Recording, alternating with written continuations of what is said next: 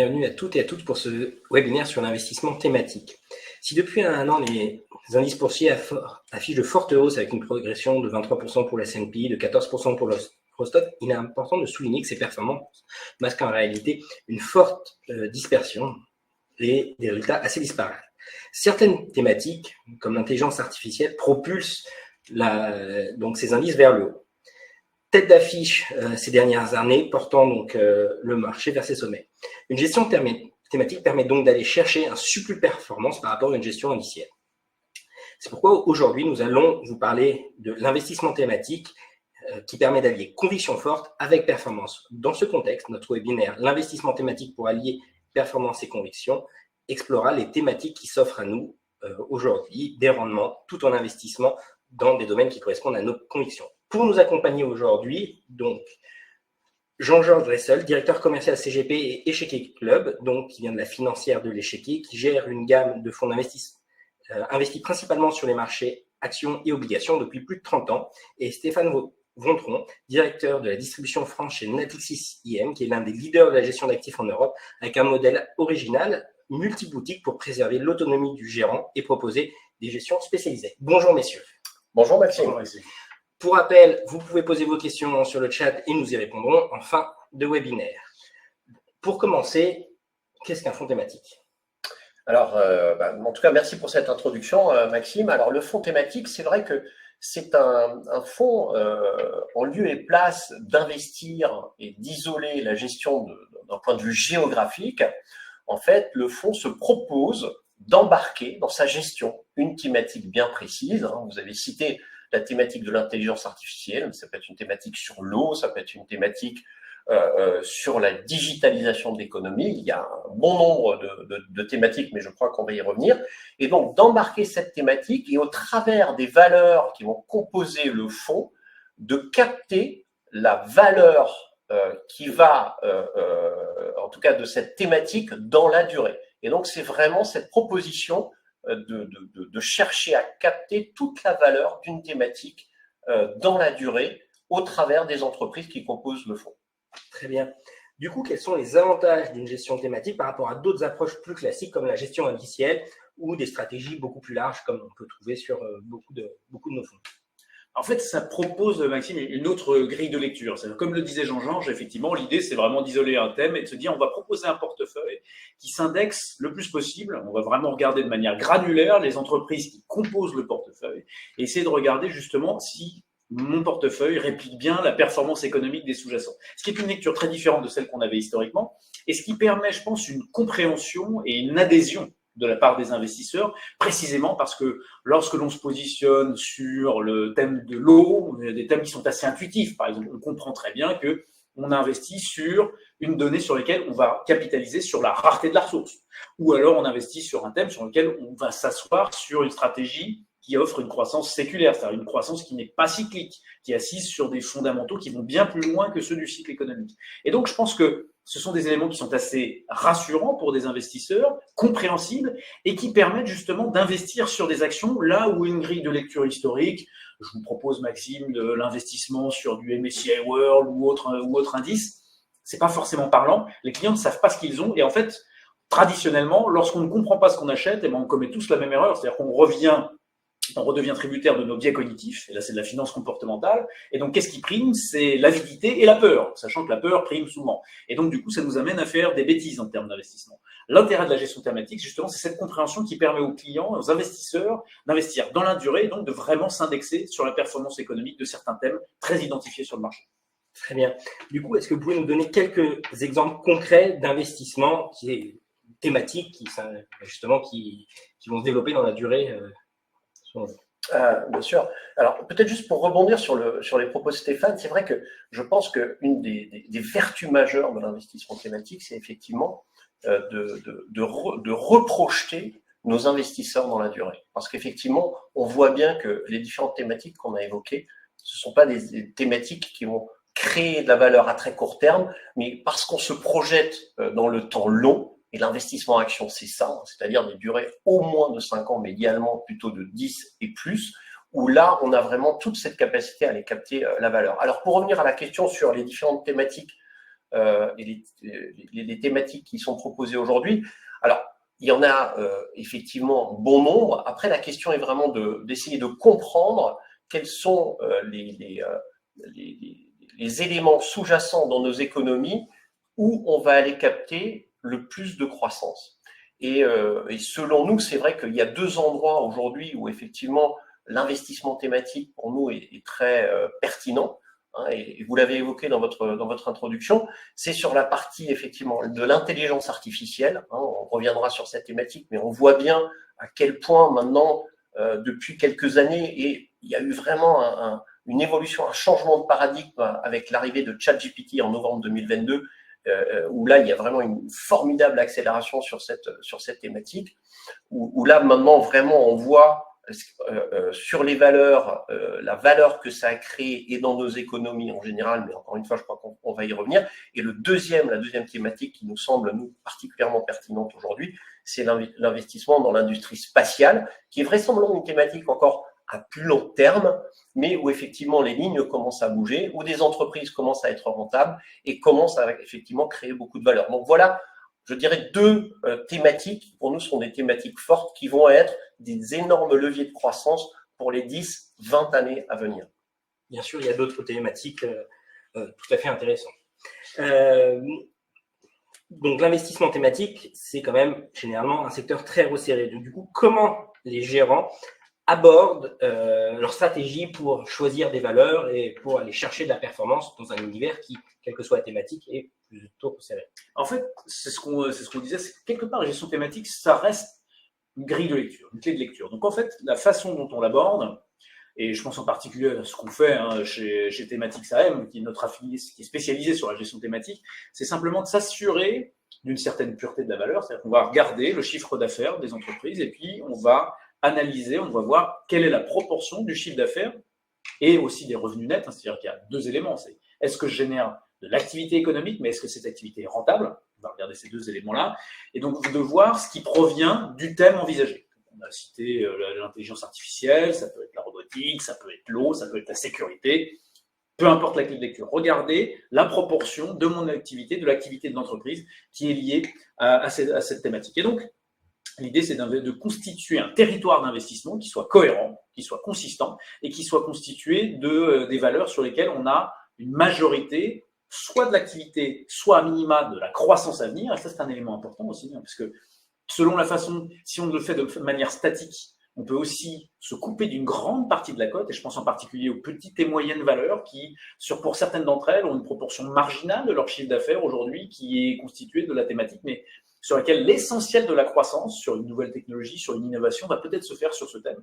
Donc l'idée, c'est d'estimer quelle va être la proportion de la croissance et constituer un territoire d'investissement qui soit suffisamment large pour y faire de la gestion active. Ce qu'on essaye de faire, c'est constituer des territoires qui soient composés de 200 à 250 valeurs. Puisque les portefeuilles, et je pense que c'est pareil chez Jean-Georges, c'est que les portefeuilles sont assez concentrés, sont des portefeuilles de conviction, on parle de gestion active, donc l'idée c'est pas de répliquer un territoire, donc on va pas identifier un territoire et mettre tout en portefeuille, non.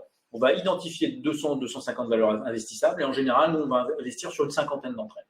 Donc sur 20% du territoire d'investissement et après avec des poids qui ne sont pas identiques, qui vont être liés justement au plus gros potentiel, à l'écart estimé entre le prix actuel et la valorisation cible au regard des perspectives de croissance, de la solidité de ces perspectives.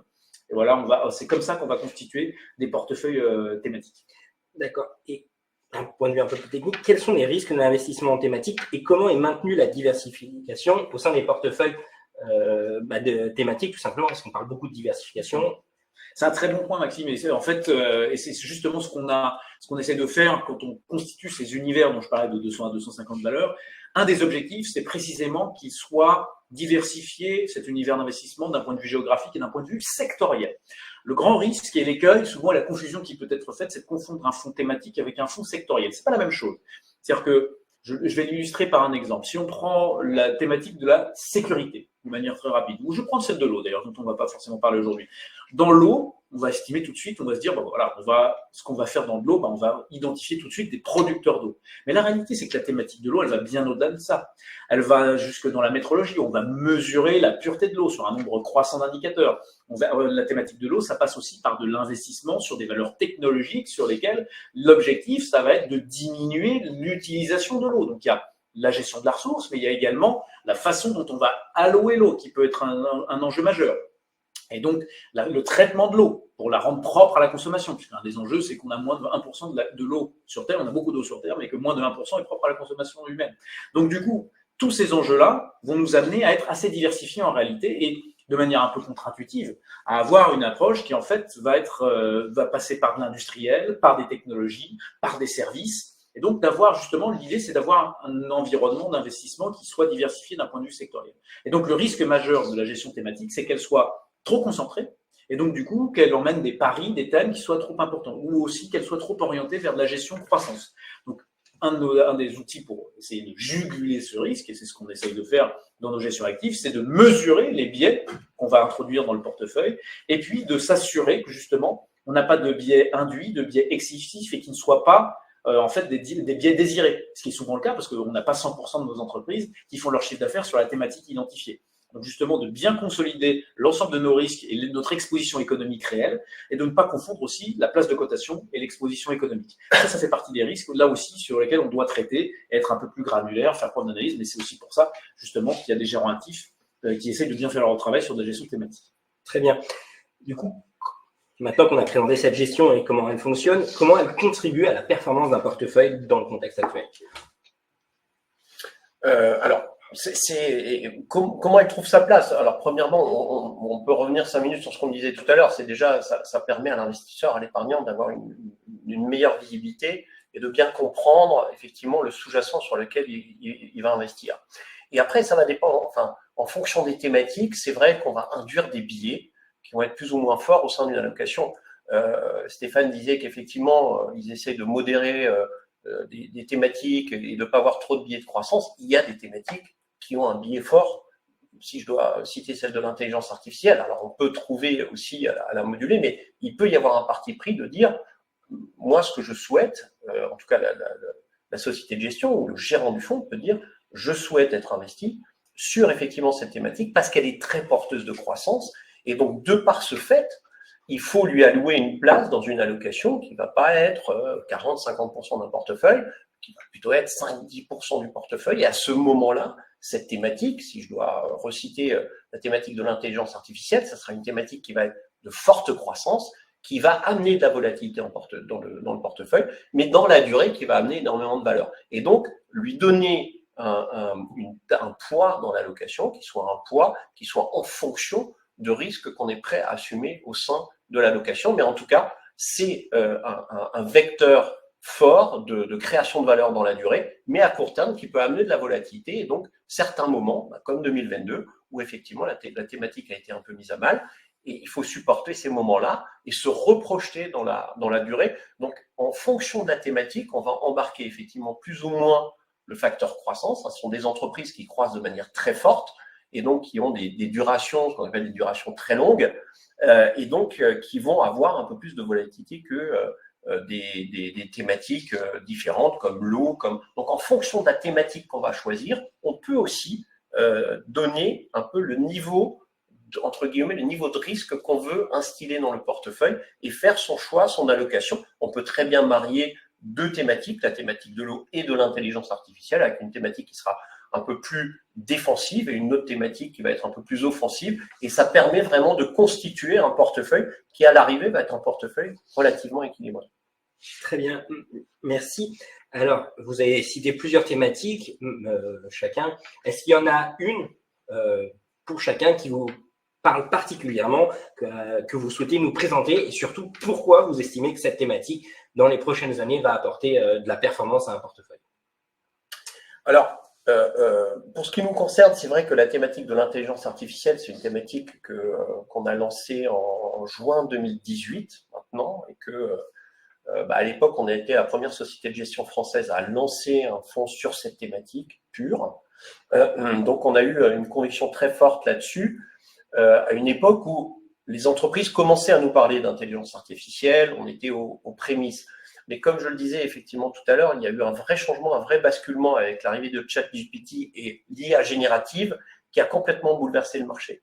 Et en fait, ça a complètement validé la thèse de l'investissement thématique sur cette thématique de l'intelligence artificielle, parce que du coup, on a vu des entreprises, par exemple, comme Nvidia, qui est une entreprise qu'on avait en portefeuille d'ailleurs depuis le premier jour, hein, depuis juin 2018, on l'avait en portefeuille, qui du coup a connu un parcours avec, en fait, l'intelligence artificielle générative demande une puissance de calcul très importante, et l'entreprise qui fabrique, on va dire, les processeurs, les GPU qui permettent cette puissance de calcul, c'est Nvidia, qui a quasiment une position monopolistique ou pas loin, ils ont 75-80% du marché. Et donc, la demande a complètement explosé.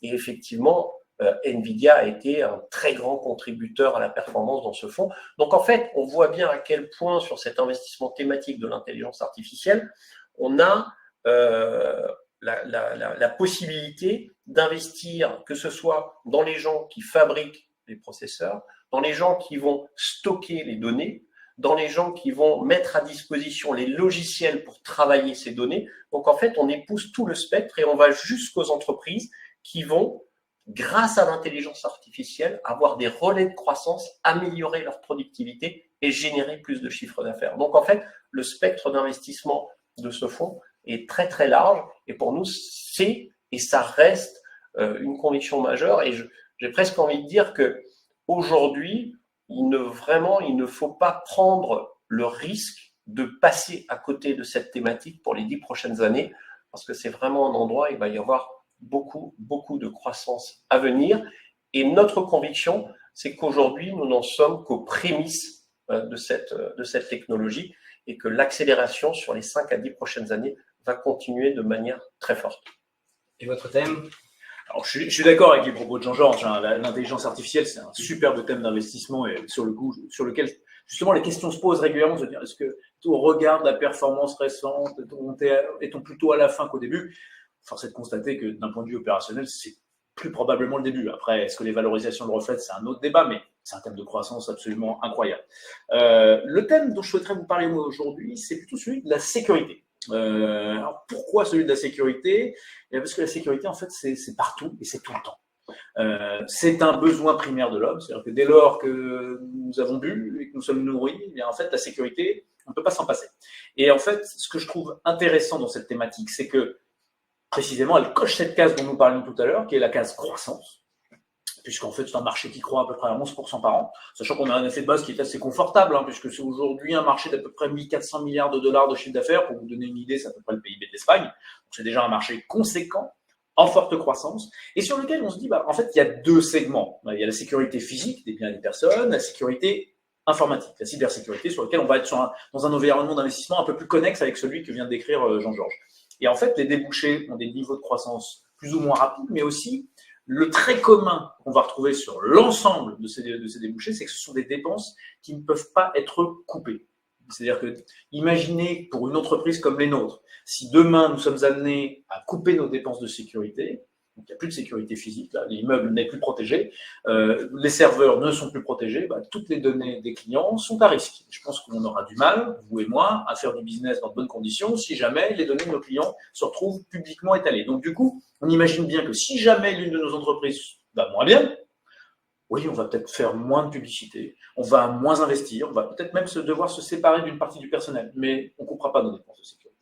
Et donc, ce que je trouve très important dans cette thématique, c'est que précisément, on a cette résilience extrêmement forte et on est indexé sur un thème de croissance très longue. Donc, quelque part, dans l'univers des thématiques que nous décrivions tout à l'heure, il y a des thématiques un peu plus défensives comme celle de l'eau, des thématiques un peu plus offensives comme celle de l'intelligence artificielle, de la robotique.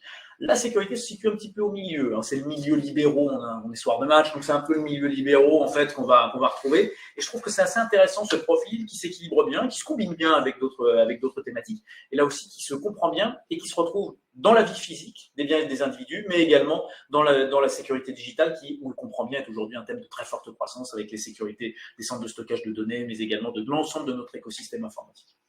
Très bien. Du coup, vous avez présenté ces thèmes. Vous proposez chacun un fonds qui représente ces thèmes. Parlez-nous un peu plus en détail du fonds et de comment vous aborder la construction autour de ces thèmes?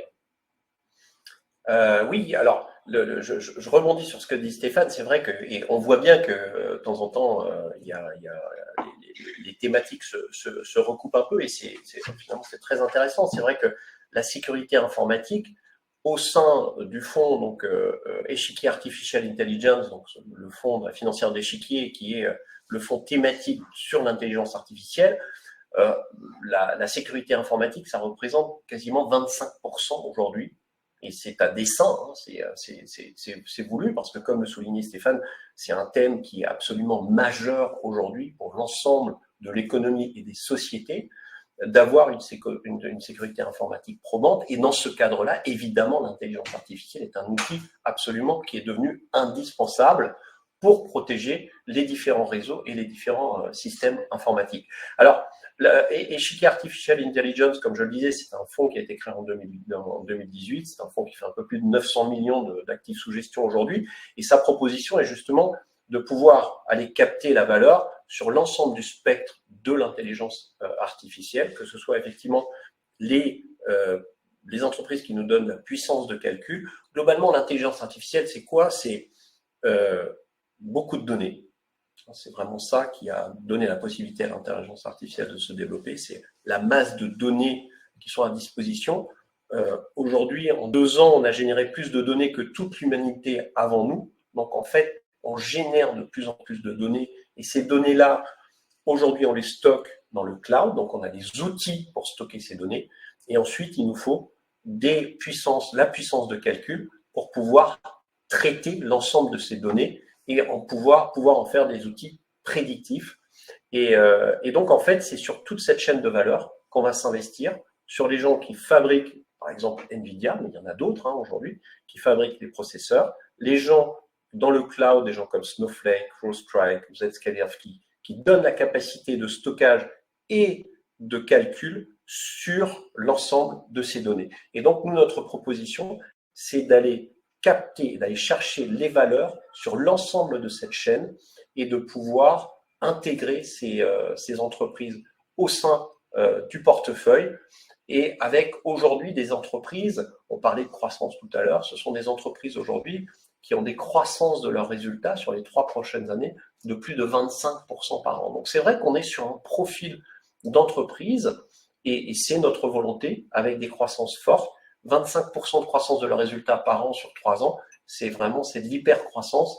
Et on est convaincu que ça va se traduire à un moment, effectivement, dans les cours de la valeur du fonds avec ces entreprises d'hyper-croissance. Et donc, pour la sécurité? Alors, pour la sécurité, nous, on a justement cette construction de portefeuille, donc emmenée par 2 gérants. C'est-à-dire qu'on construit toujours des binômes, j'ose pas dire des couples, qui vont construire ces portefeuilles assez concentrés, de conviction, et qui vont intervenir justement sur toutes ces verticales dont je parlais tout à l'heure, donc les différents segments de la sécurité physique et de la sécurité informatique, effectivement, parce que j'ai parlé de sécurité informatique, sans parler de la sécurité physique, là aussi, il y a des développements absolument incroyables. C'est-à-dire que le nombre de tests dont on parlait dans la vie quotidienne, ne serait-ce que pour les vêtements qu'on porte, ou ne serait-ce que pour traiter les nuisibles, qui malheureusement aujourd'hui il y a une augmentation du nombre de nuisibles absolument considérable. Là aussi, ce sont des dépenses sur lesquelles, une fois qu'on a mis le doigt dedans, on ne peut plus les couper, et c'est entre guillemets moins glamour comme thème, mais c'est très équilibrant parce que justement c'est pas le même type de portefeuille. Ce qui est intéressant, c'est de voir justement dans la composition aujourd'hui, donc de la quarantaine de titres qui composent thématique safety, on va retrouver une dominante américaine. C'est quand même un thème d'investissement, et notamment sur la partie cybersécurité qui est très emmenée par les États-Unis. Donc une grosse proportion d'actifs aux États-Unis. On est sur des grandes valeurs, mais au regard de ce qu'on a sur le marché américain, où on trouve un grand nombre de sociétés qui capitalisent plus de 100 milliards. Nous, on a l'essentiel de nos investissements qui sont sur des capitalisations grandes, mais intermédiaires, c'est-à-dire de 10 à 100. C'est le gros du portefeuille, mais c'est plutôt sur des grandes valeurs et sur des mid-caps, plutôt que sur des méga caps. C'est l'essentiel de ce qu'on va retrouver. Et ce qui est intéressant, c'est que bien évidemment, si on regarde par rapport à un gros indice mondial, on va avoir une prépondérance des valeurs technologiques, mais également, en fait, les 2 grosses surpondérations, les 2 gros secteurs surpondérés, ce sont la technologie d'une part, mais également les valeurs industrielles. Parce que justement, sur la partie physique, il y a une grande proportion de valeurs industrielles. Donc, on retrouve cet équilibre de la thématique dont je parlais tout à l'heure. Et puis, en revanche, bien évidemment, on va retrouver, alors je me permets de le mentionner, étant donné que le fonds est un fonds ESG dans son approche, c'est même un fonds à impact. Il n'y a pas d'armement dans le portefeuille, c'est une dimension de la sécurité que nous ne traitons pas. Là, c'est éditorial. Mais en revanche, donc, il n'y a pas non plus d'énergie. Il n'y a pas de consommation de base. Donc, il y a pas mal de secteurs sur lesquels on n'est pas représenté parce que c'est pas nécessaire. Et en fait, ce portefeuille de conviction, et bien en fait, aujourd'hui, il pèse à peu près 900 millions. Donc, le fonds fait à peu près la même taille. Et il a généré, depuis son lancement en 2018, une performance annualisée de 11%. Très bien. Maintenant, on va passer aux questions de nos auditeurs. Merci beaucoup. Alors déjà, peut-être pour commencer, si on estime qu'aujourd'hui un thème est porteur, est-ce que justement les valeurs de marché, elles ne sont pas précisément trop élevées actuellement? Alors, moi, en fait, je me permets de répondre sur mon thème. Je pense que tu répondrai. Pour ce qui concerne la sécurité spécifiquement, quand on regarde le portefeuille dont on parle aujourd'hui, c'est vrai que ce sont des valeurs qui sont chères, parce que la qualité se paye, donc on ne va pas l'ignorer. Et c'est vrai que le portefeuille aujourd'hui se paye avec une surcote par rapport à la moyenne du marché de l'ordre de 50%. On paye 1,5 fois plus cher que la moyenne du marché, donc c'est très cher. En revanche, l'écart de croissance, donc la prime de croissance par rapport à la moyenne du marché, c'est plus de 70% de croissance supplémentaire par rapport à la moyenne du marché. Donc, au regard du profil de croissance qu'on a au sein des entreprises du portefeuille, on estime aujourd'hui que le prix est justifié. Par ailleurs, je vais dézoomer un petit peu. Je pense qu'on est aujourd'hui dans un contexte de croissance en décélération, de croissance relativement molle, et c'est traditionnellement un contexte de marché dans lequel les valeurs qui offrent plus de croissance que la moyenne du marché ont tendance à reconstituer leur prime de croissance, c'est-à-dire à se payer 2 points plus cher par rapport à la moyenne du marché, précisément parce qu'on souffre d'une rareté de la croissance au sein de la cote. Et donc, on pense que de ce point de vue-là, en ayant un profil assez résilient, un écart de croissance significatif par rapport à la moyenne du marché, on est plutôt bien positionné pour afficher de bonnes performances relatives dans le contexte que l'on connaît. Mais je pense que ce commentaire est assez valable. Oui, alors c'est vrai que Stéphane l'a très bien explicité. En fait, c'est vrai qu'en absolu, ça peut paraître cher, mais après, c'est toujours ramené à la croissance, c'est-à-dire combien je paye par unité de croissance. C'est ça toute la question. Et aujourd'hui, alors il faut bien dire que on a connu des excès en fin 2020-2021 où effectivement là, on était sur des valorisations, surtout sur ce pan des valeurs et des sociétés technologiques et de l'intelligence artificielle en particulier, où effectivement il y a eu des excès qui ont été largement corrigés en 2022. Et aujourd'hui, on est revenu. Alors, on va pas dire que c'est pas cher, mais on est revenu à des niveaux de valorisation qui nous paraissent tout à fait dans la moyenne historique. Et encore une fois, on a beaucoup de croissance sur ce segment-là.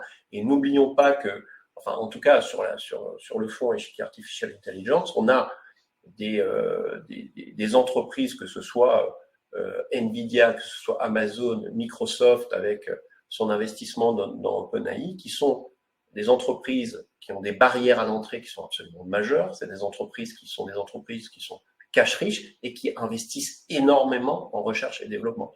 Donc, on voit bien qu'on est dans un moment d'accélération de la technologie et que ce sont ces entreprises-là et d'autres également qu'on a en portefeuille qui vont, par leur position également de leader et avec des barrières en entrée, je vais reciter Nvidia avec part de marché de 75 à 80%, globalement, c'est eux qui fixent les prix aujourd'hui et qui génèrent des marges qui sont des niveaux de marge qui sont comme on en a rarement vu. Et d'ailleurs, aujourd'hui, sur le portefeuille global, on a des niveaux de marge comme on n'a jamais vu historiquement. Donc, avec de la croissance et de très très belles marges à l'heure actuelle, la valorisation ne nous paraît pas excessive.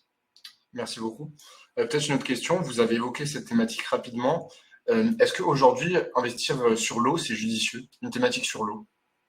Oui, je pense que c'est judicieux dans le contexte actuel pour les différentes raisons que j'ai évoquées. Alors, c'est un marché qui croît un peu moins vite que celui de la sécurité qu'on a évoqué, et donc moins vite que celui de l'intelligence artificielle, mais en revanche de manière extrêmement lisible, et là, pour le coup, avec un déterminisme très fort, c'est-à-dire que la rareté de la ressource est une dimension à laquelle on doit tous être confrontés. Et d'ailleurs, je fais une parenthèse sur le fait que le développement très fort de la technologie pèse lui-même en tant qu'enjeu majeur dans la gestion de l'eau, puisque pas sans savoir que justement la fabrication des fameuses puces est très consommatrice d'eau.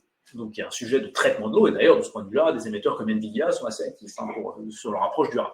Mais donc, ça nécessite des investissements et donc ça justifie aussi, on voit bien que cet écosystème de l'eau, il est au centre des préoccupations, y compris de valeurs qui se développent largement de manière très connexe et qui utilisent beaucoup d'eau, comme dit Dia, donc qui ont les moyens d'investir pour traiter de l'eau et donc faire fonctionner en fait les entreprises dans lesquelles nous investissons dans le cadre de cette thématique, que ce soit justement plus sur la partie infra et surtout sur la partie optimisation de la ressource. Donc, éviter justement pour produire autant en consommant moins d'eau. Ça fait partie, c'est un des gros vecteurs de croissance et c'est la dimension la plus technologique de cet investissement sur l'eau.